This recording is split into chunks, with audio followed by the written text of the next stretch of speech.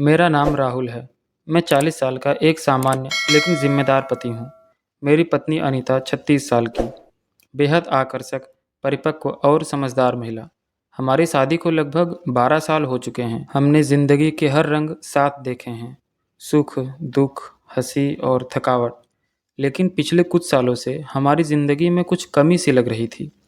शारीरिक और मानसिक दोनों स्तरों पर एक खालीपन था।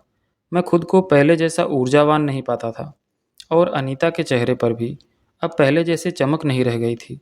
हम दोनों ने एक दूसरे से कुछ कहा नहीं, लेकिन दोनों इस बदलाव को महसूस कर रहे थे। एक रात मैं देर रात तक जाग रहा था और कुछ पुराने मैसेजेस पढ़ रहा था। तभी ध्यान गया कि अनीता मेरी तरफ देख रही थी, जैसे कुछ कहना चाह रही हो। राहुल, उसने धीमे स्वर में कहा, क्या तुम मुझसे कुछ छुपा रहे हो? मैं मुस्कुराया और बोला, नहीं, बिल्कुल नहीं। पर हाँ, हम दोनों कुछ छुपा ज़रूर रहे हैं अपने आप से।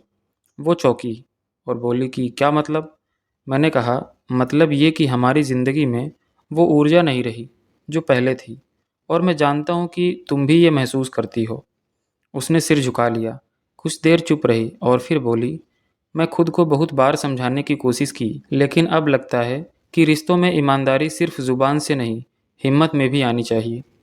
मैंने गहरी सांस ली और फैसला लिया। मैंने कहा, अनीता, चलो कहीं घूमने चलते हैं, अकेले, बिना बच्चों के, सिर्फ हम दोनों। वो चौंकी नहीं, बल्कि मुस्कुराई और बोली कि कहाँ चलेंगे?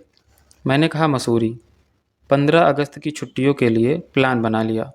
बच्चों को उनके नानी के घर छोड़ा और हम दोनों सीधे मसूरी के लिए रवाना हो गए। बस में बैठते ही अनीता के चेहरे पर एक अलग सी रौनक आ गई थी। वो हल्की सी पिंक शिफॉन की साड़ी में थी, बिना भारी मेकअप के, बस कानों में एक छोटे से झुमके और होठ पर गुलाबी लिपस्टिक। इतने साल बाद मैं उसे यूं देखकर खुद को फिर से उसका प्रेमी महसूस कर रहा था। मसूरी पहुंचते ही हमने होटल में चेक इन किया। होटल का कमरा पहाड़ी ढलान के बीच में था, जहां से वादियों का नज़ारा दिल को सुकून दे रहा था। शाम को हम मॉल रोड पर घूमने निकले।